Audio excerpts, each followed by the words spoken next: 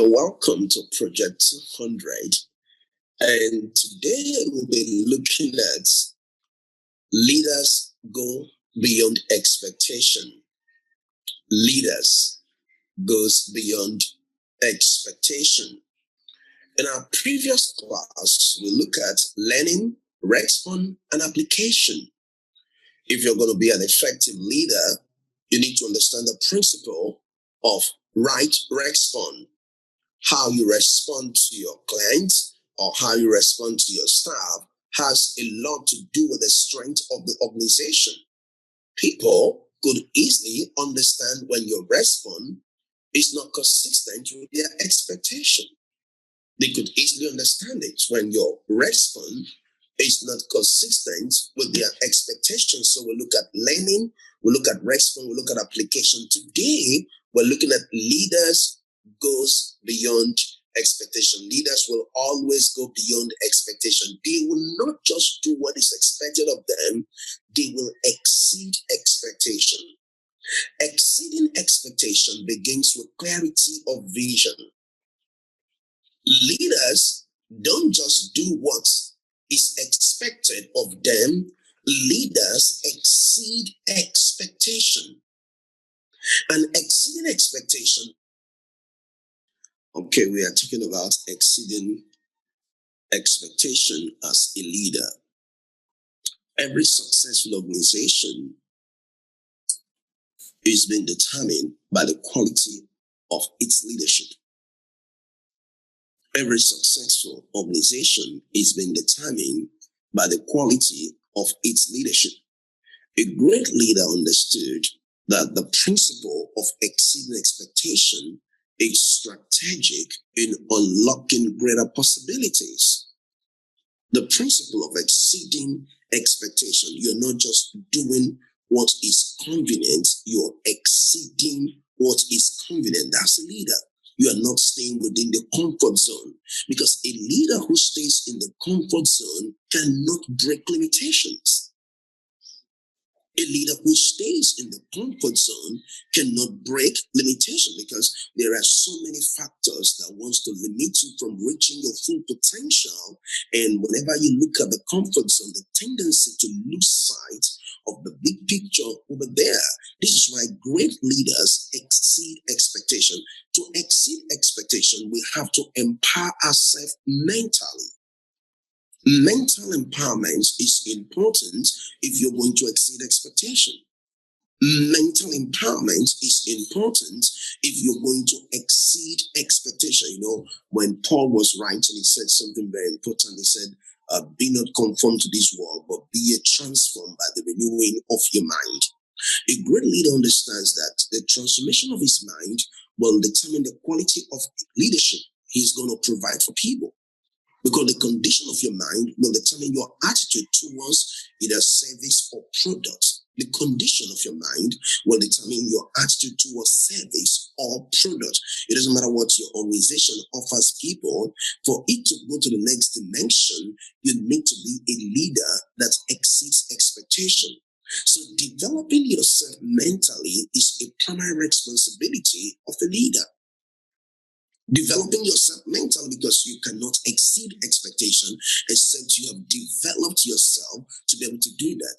You know, maybe possibly you are told that your target for this month is 20%. 20% to be able to sell the market to them, or to sell this idea to them, or to bring them into the organization. Maybe the target was 20%. And 20 divided by maybe by 4 is like 5% each week. Now the question becomes, how do I reach this 20%? A wise leader said, okay, what I'm going to do is that my target will not be 20, my target will be 40. If my target is 40, in between I may fall at 30. Now, when he walks that way, he's going to exceed expectation. But if the leader just starts with the mindset, I need to achieve this 20%, the tendency for him to fall between 16 and 15 may be there. But when he exceeds expectation by creating a vision, so we're not just thinking about right now, we're thinking about the long run. So a wise leader will always try to create something far beyond where he is. And this is how you achieve great goals, that you're not within the goal range, you are exceeding the goal range, exceeding expectation. And that was one of the key things that made David a very successful man. He knew how to take over. He knew how to prevail. He knew how to excel beyond where he was. And the same thing to Joseph.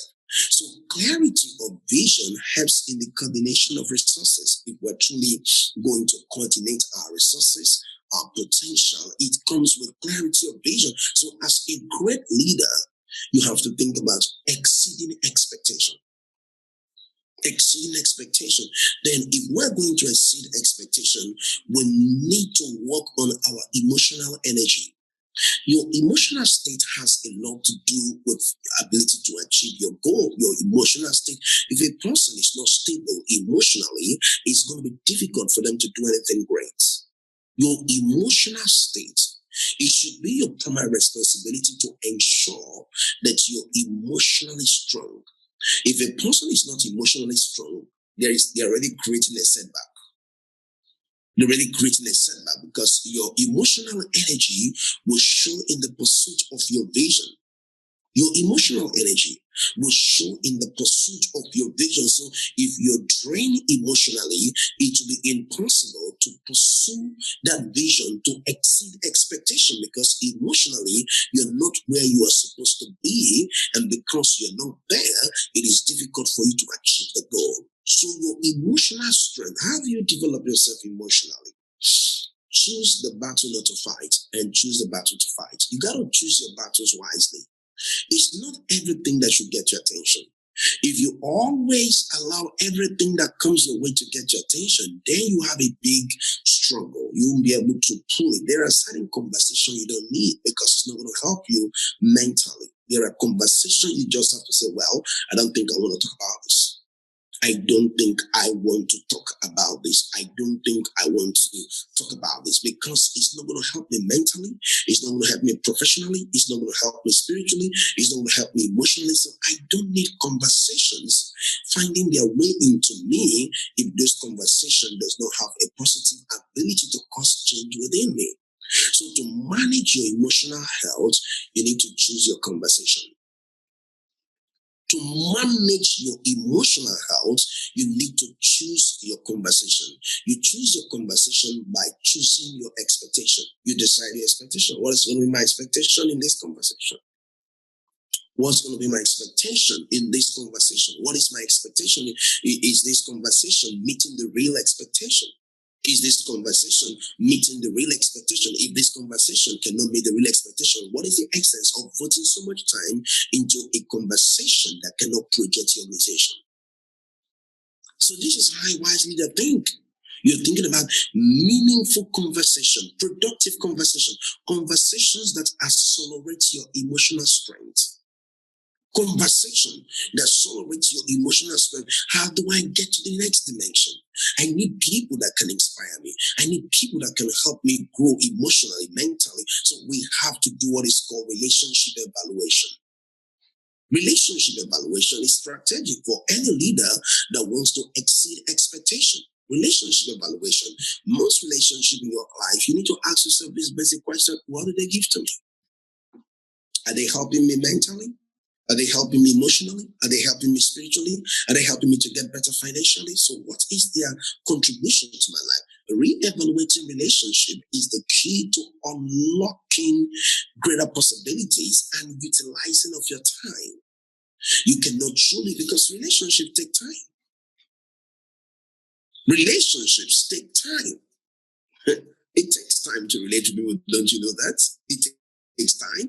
Whenever you're talking to someone, what are you doing? You're exchanging time for conversation. Relationship takes time. Any relationship, it takes time to build relationship. So the question we need to ask ourselves: does this relationship help me to exceed expectation? By its contribution towards me, does it help me to exceed expectation? If this relationship help me to decline from my expected goals, from my expectation as a leader, then I have to let go of this relationship. There are certain things you can't change because you're not God. The earlier you get that, the better for you. As a leader, there are things I want to change, but I couldn't change them. So what am I expected to do? I begin to look at them from a different perspective, not putting so much energy into things you can't change. Don't put so much energy into things you can't change. Invest the energy into things that will bring positive results. Don't invest so much energy into things you can't change, including people. There are people you cannot change. No matter how you talk to them, no matter what you say to them, they have made up their mind. You see, sometimes in life, it is painful, but we have to move on. Sometimes life is painful, but we have to. I can't, because of one person, not live my life. I'm sorry to say this. I'm sorry. I can love you, I can encourage you, but if I notice that your presence or this person's presence is pulling me backward, I need to give myself a break, because I'm here on a purpose, and purpose is connected to time. You don't have all the time. Most people don't know this. If you're 50 right now, by next year, you're going to be 60. But you're going to be 51, sorry. By next year, you're going to be 51. Imagine you use your 12 years just talking. Use your 12 years, sorry, your 1 year, from 50. If you're 50 right now, next year, you're going to be 51. And if you're 51 right now, next year, you're going to be 52. So the question is, how do I use my time to fulfill my dreams? This should be important to you. Your time is one of the most precious resources you have. Always exchange it for things that accelerate your vision. Always use your time for things that accelerate your vision. If it's not going to accelerate the vision, why investing so much in it? Why investing so much in it? Because your time is a major part of you. I said your time is a major part of you. Those who truly succeed in their visions are people who understand how valued time is to God, to humanity. So what I got to do right now is to put my time in things that help me to exceed expectation. There are conversations that drains energy. Someone was talking to me about something. I said, I don't want to hear that. I don't want to hear that. Because there are folks that have made their choice, their decision. I don't want to hear about their frustration. Whatever they want to do with their life is up to them. I don't want to hear about that. I want to hear about things that can help me. Someone told me, Pastor, for the first time, I want to be selfish. Why did the person say that? Because she have always used her life for other people, but her own life is not working. So I need to give attention to myself. Sometimes we try to pursue people, pursue this, pursue that, but you're drained. You're drained. Sometimes allow people to make mistakes. Nothing wrong with people making mistakes. Nothing wrong with people making mistake and come back and tell it was a mistake. There's nothing wrong in people making mistakes. Nothing wrong. We used to have these little children, when our kids was very small, we tell them, don't touch this. It's like you don't want the child to touch that. One, they want them to touch it. So like electricity, it shocked him. Since then, we don't need to tell him not to touch it. He knows now that he doesn't need to touch it. He learned it by himself. He never believed that we're telling him, don't touch it, don't touch it. He's like, why would you tell me not to touch it? Why would you tell me not to touch it? Okay, touch it.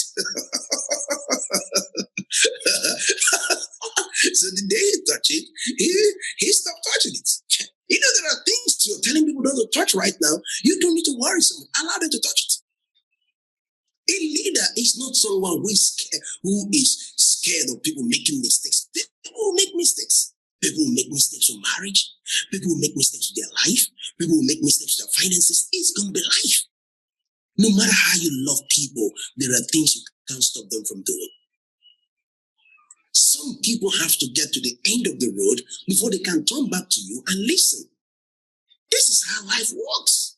You can't do everything. I'm sorry to say this, but this is how life works. There are people who never believe what I was telling them 5 years ago. A lady came to me one time, she wanted to marry this man. And I was telling her, don't marry the man.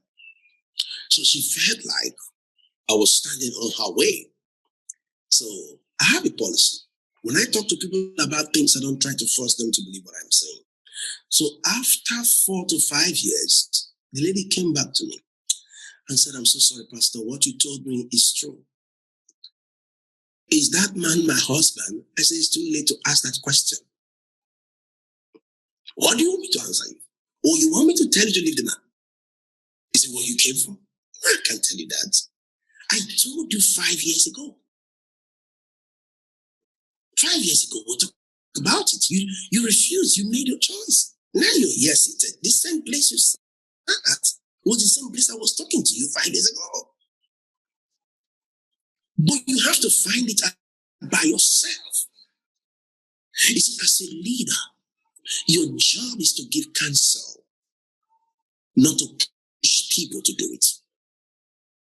That's a leader. You may give good counsel, but when you begin to force people, it's controlling. You are not controlling. Even when it is seen that it's not really controlling, but in the natural world, they are seeing it as you're controlling the person. So sometimes you allow people to make their mistakes, because they're making the mistakes, they may get to appreciate the truth when it comes to them. There are those learning right now on a hard way. So a leader exceeds expectation. A leader understands that it's not every instruction I give that will be followed. When you understand that, you won't have a heartbreak.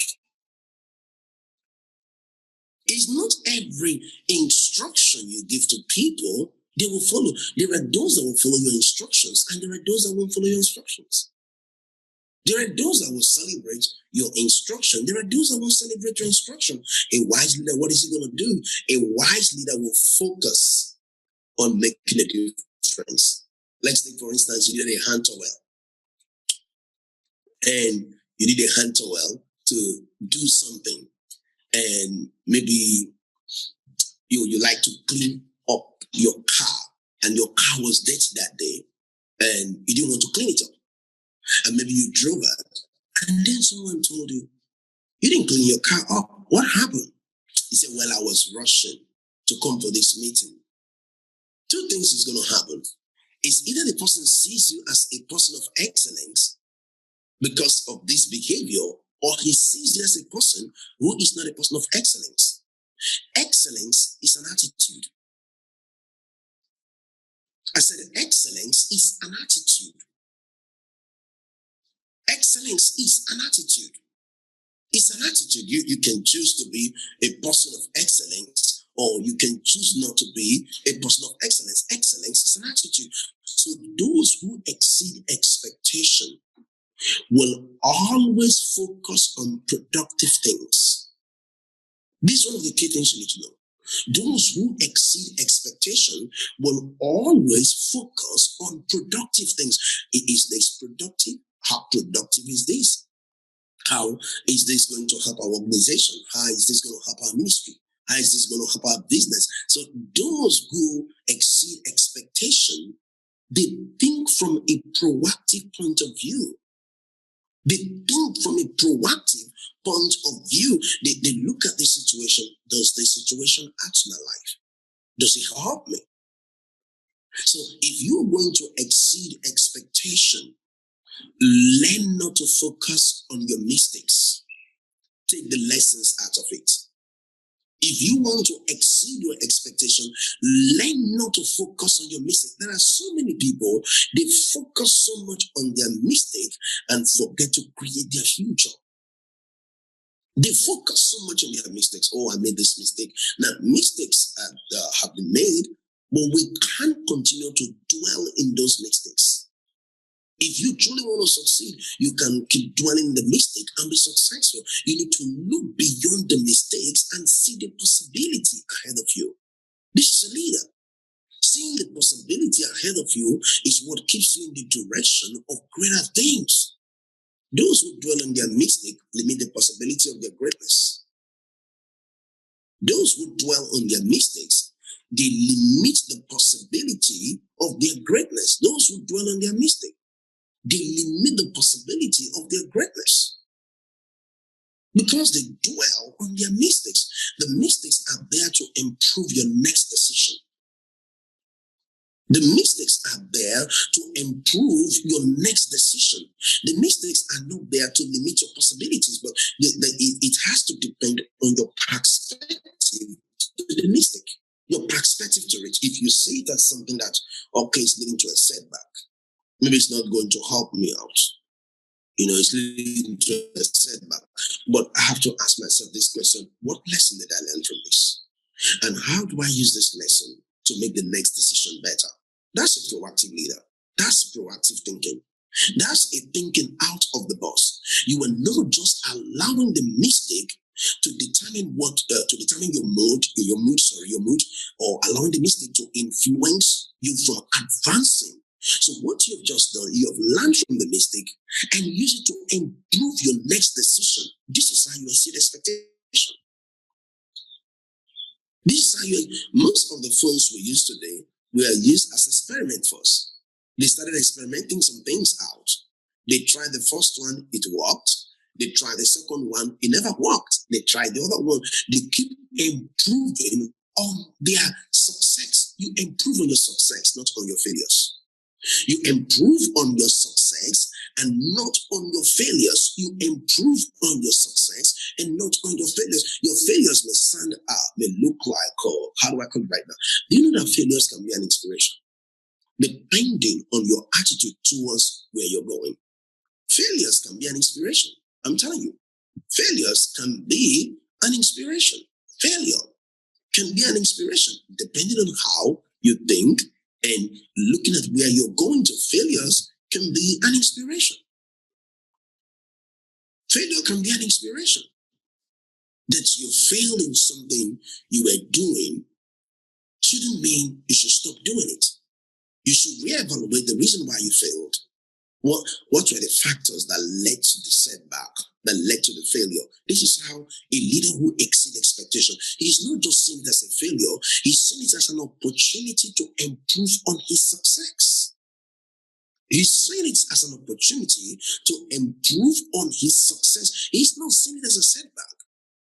Now, if you look at the life of Joseph, let's use Joseph as a case in point. Joseph was betrayed by his brothers. Joseph was rejected by family members. 85% of the people in his family rejected him. But Joseph was a proactive person. He refused the emotional situation in the family to distract him from vision.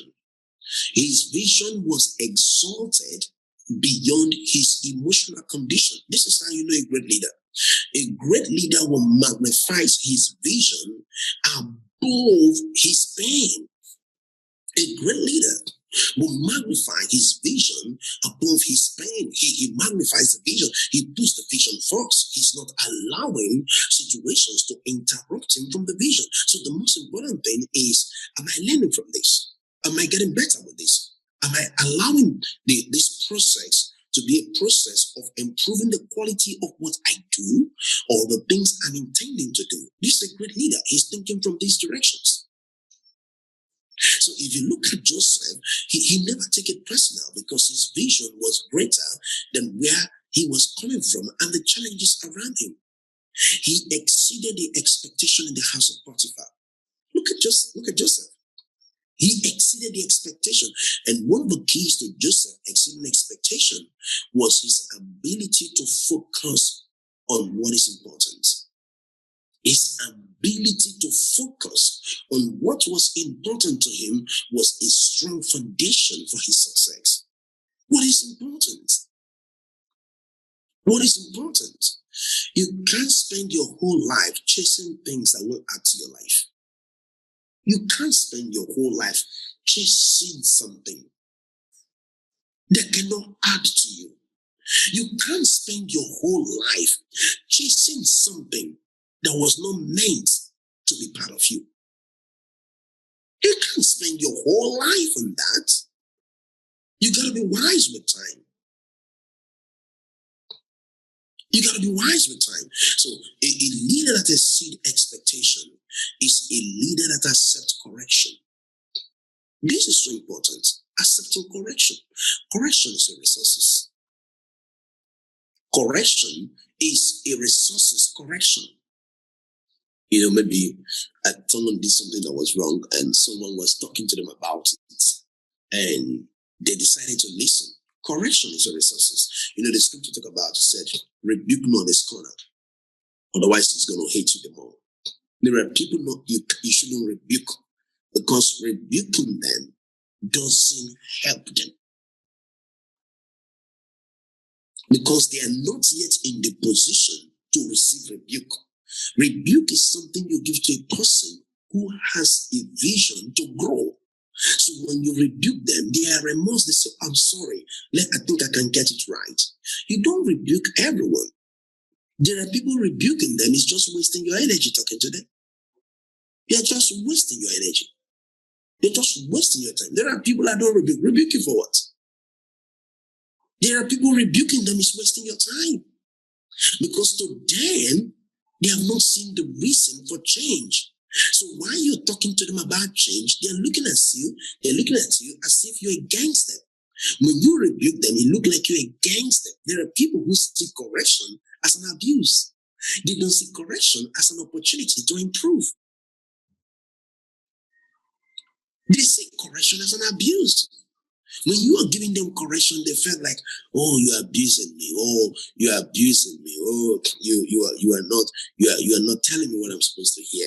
You are abusing me, So that's how they see correction. But a wise person sees correction as a resources for his vision, because correction helps us to maintain focus on the right direction.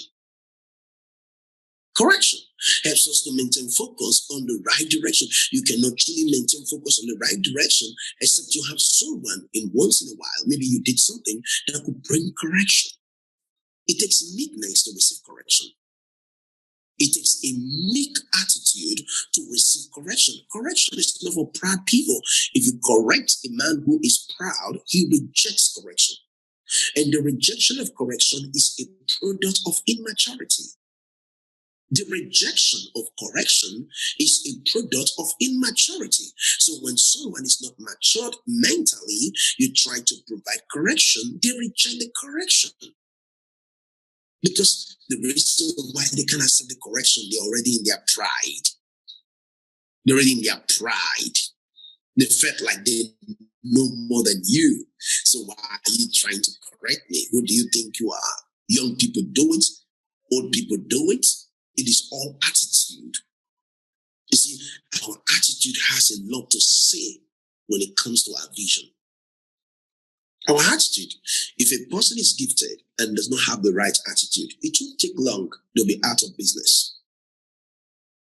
I'm telling you, if someone is gifted, talented, but they don't have the right attitude, it won't be long, they'll be out of business. If it's ministry, they'll be out of ministry. Whatever it takes, because being gifted is not enough to stay successful. For you to stay successful, for you to remain a successful person, your giftings are not enough. You need to go beyond the gifting and cultivate right attitude, cultivate right character, because these things are the very foundation in which you build your future. Because there are people who don't relate with you based on how gifted you are. They relate with you based on your personality strengths. There are people who don't relate with you based on how gifted you are. They want to relate with you based on your personality strengths. I want to say it again. I said there are people who won't relate with you based on how gifted you are. They want to relate with you based on your personality strength, and part of it is your character. They don't want to relate with you based on how gifted you are. They want to relate with you based on your personality strength. And when we talk about your personality strength, we're talking about your character. Your character is part of your makeup. Before you put on your Mary Kay or Mary J or whatever you put on your face, you first put on real character. I like women looking beautiful. I'm sorry, that's just me. I saw someone the other day, she came to welcome me. I said, why is your face like that? I don't like that face. I don't like that face. I haven't come down from my car, I tapped her. I said, I don't like that face. What is wrong with you? You're too young to look old. What's the problem? What's the problem? And she wants to get married. I say, you haven't gotten married and you're looking like this. If you get married, what's going to happen? What's wrong with you? You look good, look good, look good. Put something on your face. Look good, look good.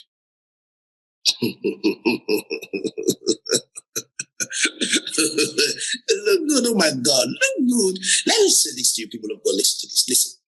If you don't take care of your life, it doesn't matter what you do for people.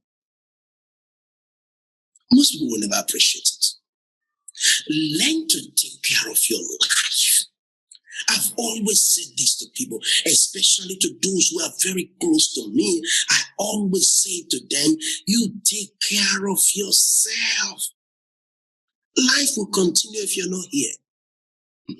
Oh, you don't know that? The sun will shine, the rain will fall. My friend, there is someone that died yesterday. Life has continued. The sun will shine, the rain will fall. If storm was gonna come, the storm will come.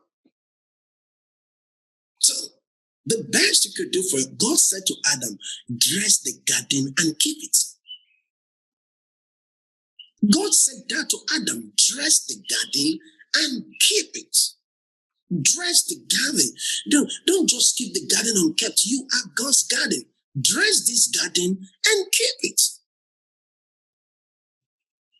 Praise God. Don't look like what you're going through. Look like where you're going. Don't look like what you're going through. You are not the only one going through this. People are going through so many things in this life, but they choose to live their life. Don't look. A great leader does not look like what he's going through. He looks like where he's going. Where are you going? Look like where you're going. Dress for where you're going. Dress for where you're going. Get ready for where you're going. Life can't stop here, my friend. I was watching a girl yesterday in one of these, is it X Factor you call it? You know, this music something. And this girl had her plane crashed. You know, the plane she boarded crashed in Nigeria many years ago. So over 100 and something people died, and she and one person survived. 100 and something people, maybe 120, died on that plane crash, but she and one other fellow survived it. Then she decided to live her life.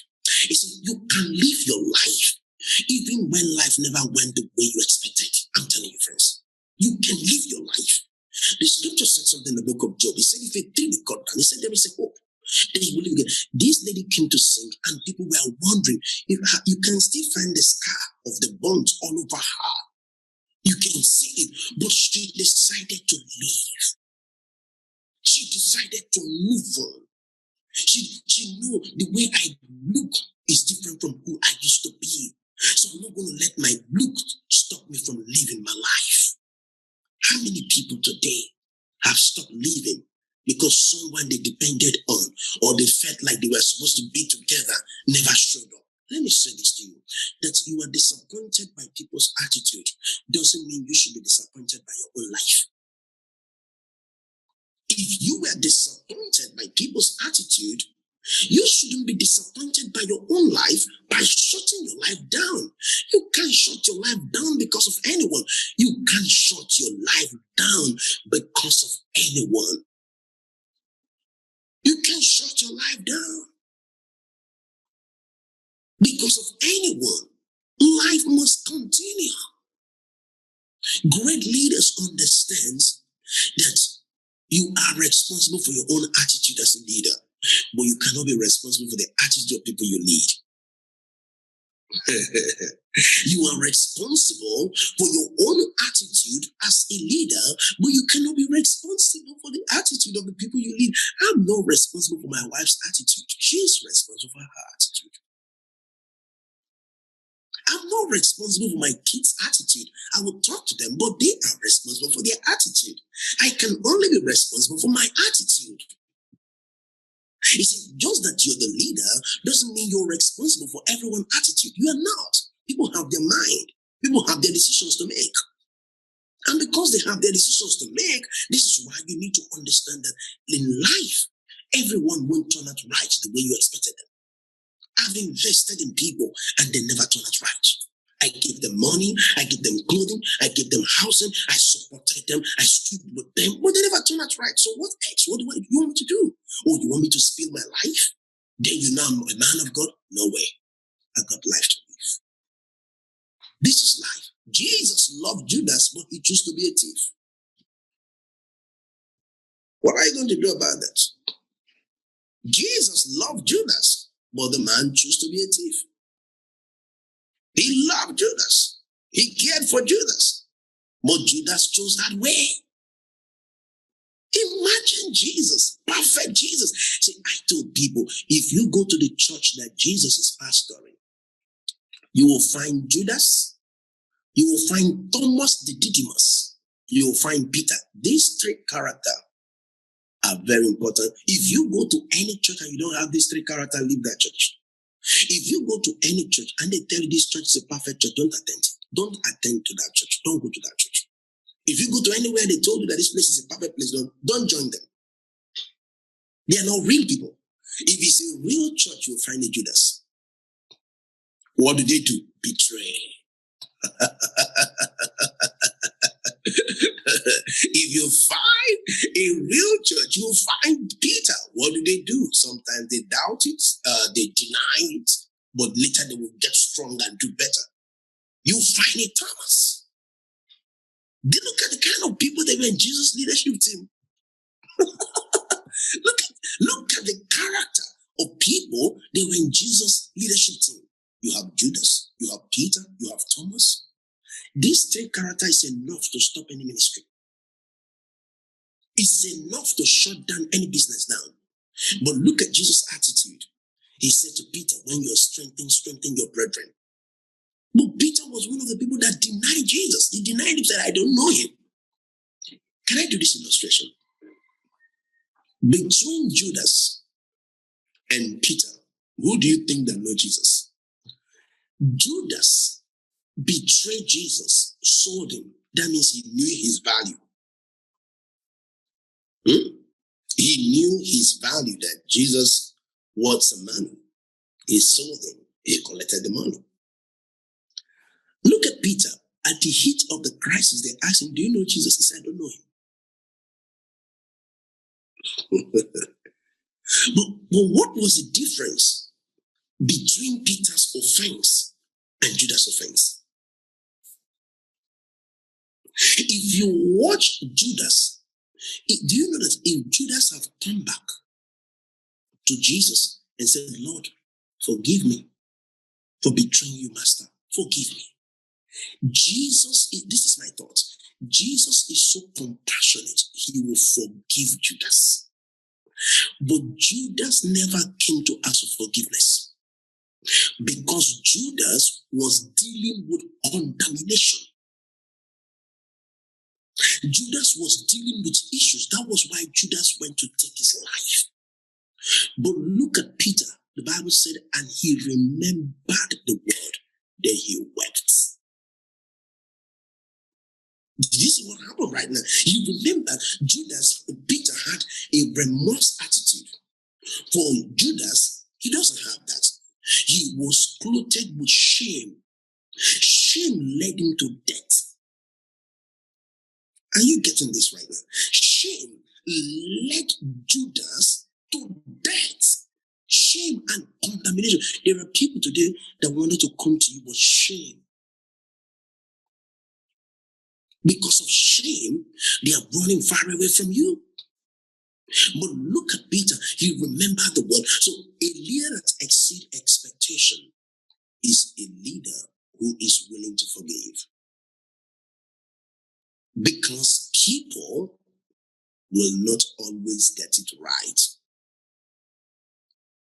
A leader that is going to exceed expectation must be willing to forgive. Forgiveness is not something you give to the offender because you feel good about it. Forgiveness is something you give by faith, even when you don't feel good about it. Forgiveness is something you give by faith. Someone said, oh, they hurted me so much, I can't forgive them. One time it was a concern to Peter. Peter asked Jesus, how many times would somebody offend you before you stop forgiving them? Don't you know it was an issue in Peter's life? He was bothered about it. He said, how many times? I want to know, when I have forgiven you to this point, then I need to tell you something else at the next point.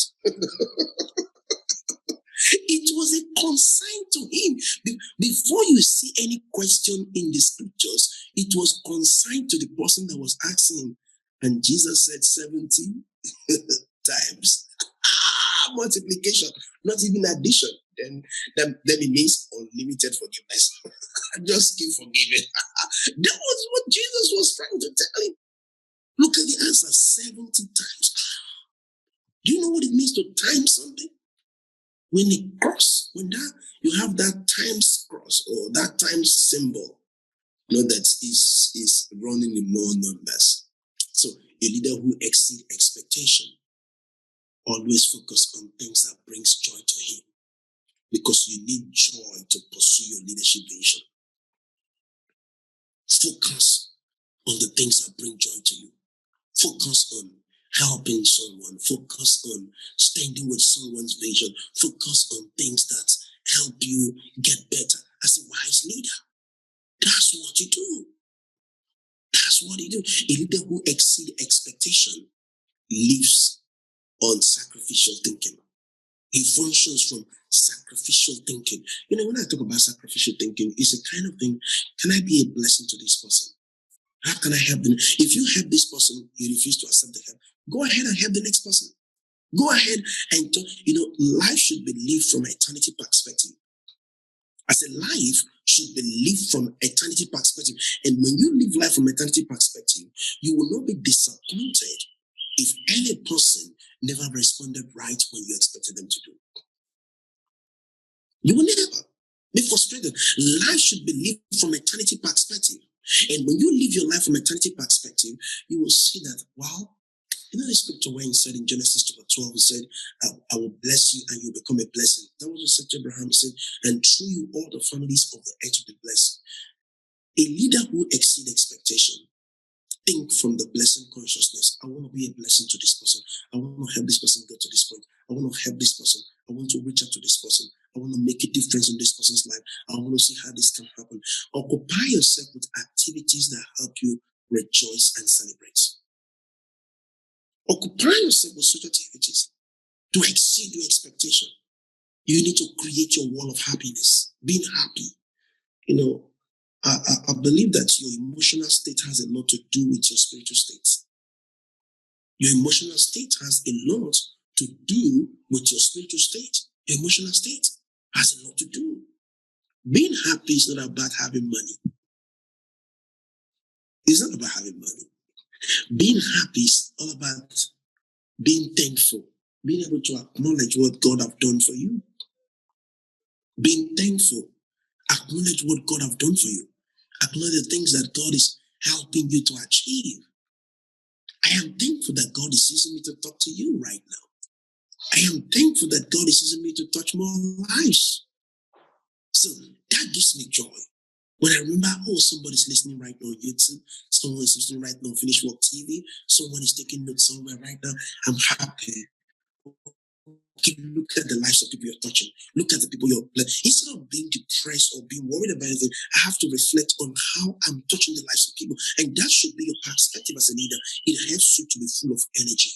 Energy keep increasing because you're reflecting and focusing on the goodness of God around you.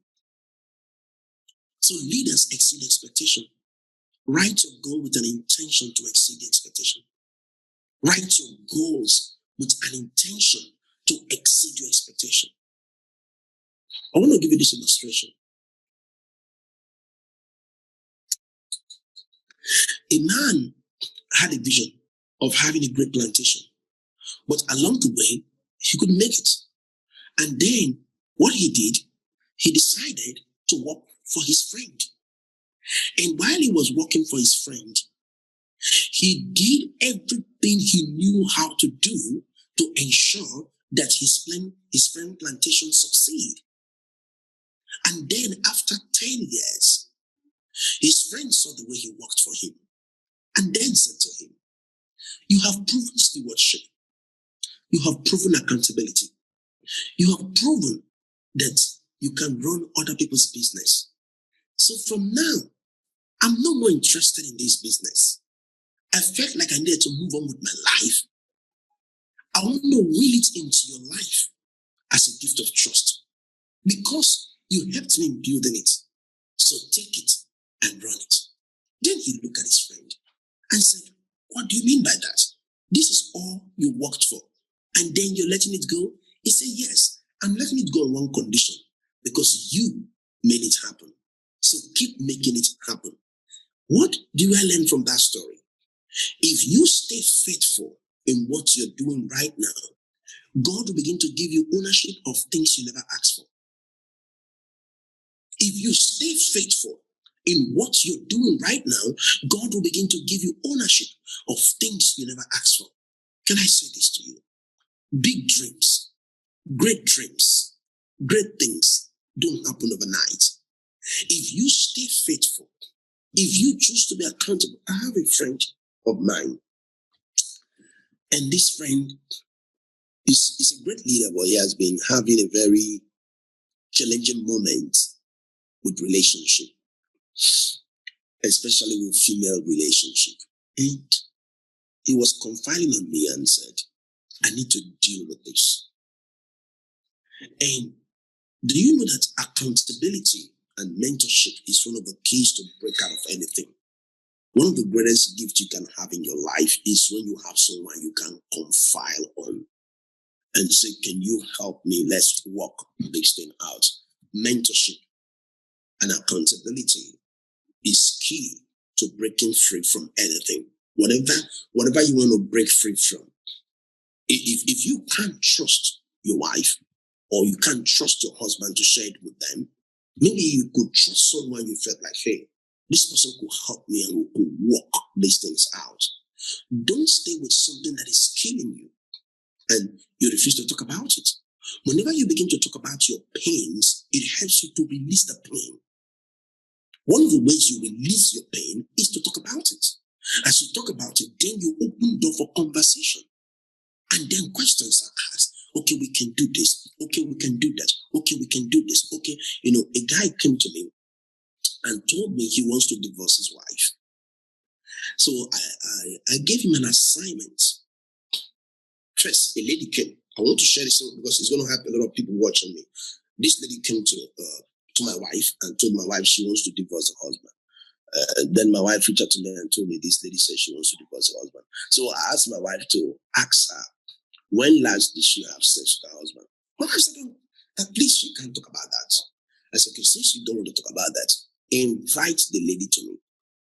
Then she brought the lady. I asked the lady a question. I said, when last did you have sex with your husband? He said, it's a long time. I said, okay. I said, I want to give you an assignment. Go and have sex with your husband for 3 weeks. Come back to me and tell me you want to divorce. First, obey me. He said, Pastor, that is not in the equation. I said, listen, go do that. Come back to me. So she went, they started dating, being more close, having sexual relationship. She came back and said she doesn't want to divorce anymore.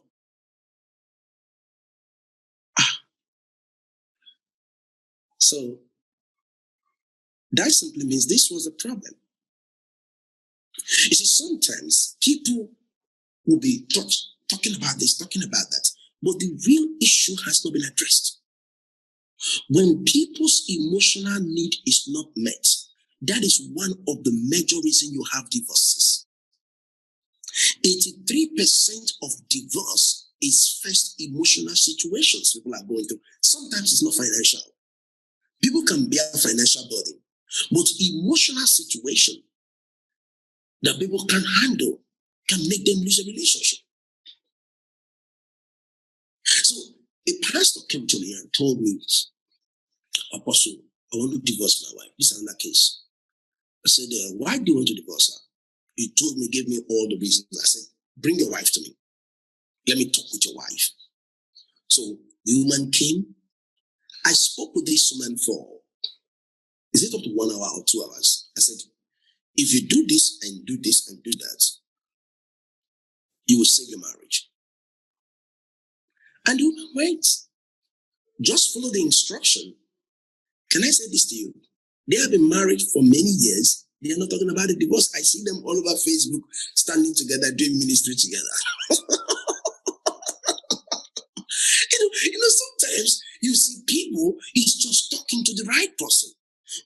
Most times your solution is just talking to the right person. Talking to the right person. That's just a solution. Because there are people who could look at you and say, why not think about this? Why not think about this? Why not let's do it this way? Why not consider this? And then some wisdom comes. That's leadership. So most times when people go through pains, all they needed is just to talk to someone and let the person. I was teaching it. Before I came for this leadership class today, I was somewhere doing a training for some people on media. So they gave me 30 minutes to talk. So I told my son while we were coming back, I said, we just stirred up the appetite of the people, but the class wasn't practical because our host made it to the 30-minute section and people wanted to ask me more questions, but there was no time for it. You see, sometimes we go to a place, we want to do something, but we don't do it thorough to solve problems. A leader is someone who does not only bring instruction, but brings out practical steps to achieve the instruction. A leader is not just a person who brings forth an instruction, but a person who also brings forth practical steps to achieve that instruction that has been given. That's a leader. Practical steps. You want to start a business. Is there a small business you can start right now and begin to grow it? Someone said, I need the business to be big. Let me say this to you. The richest man in Africa was asked a question.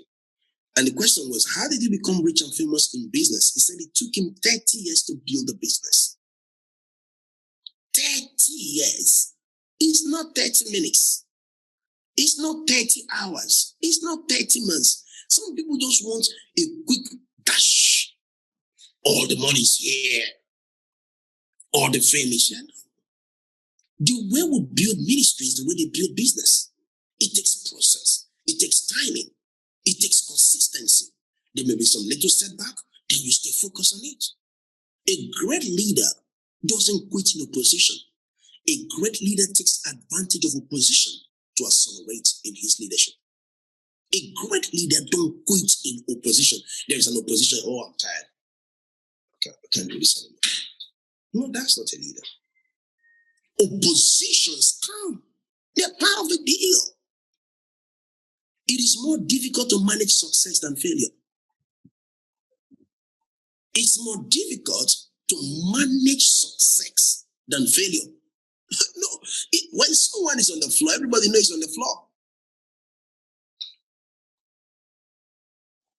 When someone is at the top, if he fell, people will know he fell from there. So oppositions shouldn't lead to setback. Opposition should help you. You should take advantage of opposition from a right perspective to move forward. This is why if you read Joshua chapter 1, God said to Joshua, be strong and be very courageous. Joshua chapter 1. If you read from verse 3, I like you to read from verse 1 to verse 9. Just study Joshua chapter 1 from verse 1 to verse 9. You will notice that God said to Joshua, every place the sole of your foot will tread upon, I give to you for possession. But do you know that this same Joshua, that God said that Joshua was conquered in Ai. Joshua was conquered in Ai. In Ai, that's how I call it. In Ai, he was conquered. And Joshua went back to reevaluate things, and God spoke to Joshua, someone in your midst called Achan has taken some Babylonish garment, and that was the reason for your defeat. And you know what happened?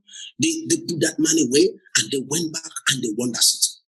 A leader is not someone who is driven by offense. A leader is a person driven by purpose. A leader is not someone who is driven. If you're driven by offense, you'll be losing energy. You will not be able to utilize your energy. You don't be able to utilize your energy. If you're driven by offense, you'll be losing energy, you'll be losing resources, you'll be also be losing yourself. A leader is not driven by offense, he's driven by purpose, by vision, by passion to make a difference. That's what makes you a leader.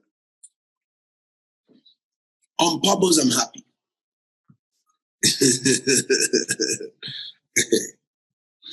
Someone told me, Apostle, you laugh a lot. I say, yes, that's my juice. Yes. If I don't laugh, what else am I going to do? To be crying?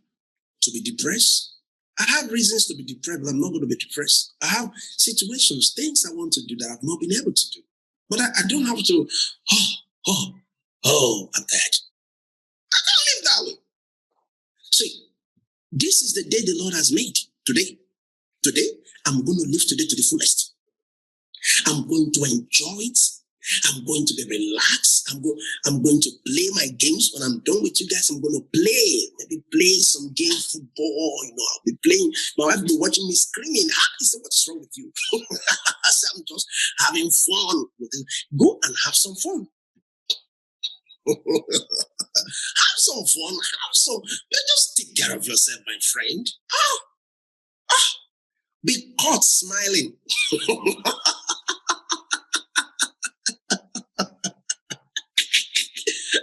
You can't be serious all the time, my friend. You give yourself some break. You give yourself some break. If you make your life every time you're serious, you're not going to have a better life. Learn to balance work and play. Learn to balance work and play. If I'm not teaching, I'm not scoping, or maybe I'm not reading, you know what I'm doing? I'm playing some computer games. Playing by myself. I'm not playing with anybody, by myself. I used to play some tournaments and competition. If they won me, I feel bad about it, but I'm going to try it again. For myself. Oh my God. You gotta be happy. People, their brain is charming. You know why I'm saying this? Because so many people are under pressure, under stress. Oh my God. They're having health issues. Many issues. The stress, the pressure. You can't live your life that way. Look at Jesus. You know what he said? Come, let us rest for a while. You think all the time Jesus was preaching? Who gave you that? Who told you that all the time Jesus was preaching? Jesus was not preaching all the time. Read your Bible, you will see it. He was not preaching all the time. It wasn't war. Sometimes he's taking rest. He said, come, let's rest for a while. His disciples went to buy things. He was talking to a woman in the well. It's also part of relaxation. Just talking to one person. He used to talk to 5,000 nights, one person. Yeah, got it. Look at God. He said, let's rest. And God blessed the day and said, and God rested. So what are you resting for? And let me say this to you. Rest is more than lying down on the bed, because you can be lying down on the bed, you're not resting. You're worrying about so many things at the same time. Have you ever slept before and woke up and you're tired? You slept and you woke up and you're tired. You told me you were going to sleep. And you went into your bed and you lied down. The next thing you saw yourself driving to LA. You're going from Los Angeles to let me call one city, to Dallas. You're driving on a highway. You just slept. You have started driving. Because before you went to the bed, there were so many issues. So many issues. So when you want to go to bed today, just say this to yourself. Life is sweet. And I'm having the best of fates. I'm going to enjoy it. Lord, thank you for giving me the gift of sleep. A very good sleep. In my house, I used to watch movie. My wife, late evenings, we used to have some times to watch movie. Yesterday, I told them I'm not going to watch. I want to go and sleep very early. So, you know why I'm sharing all these things with you as leaders?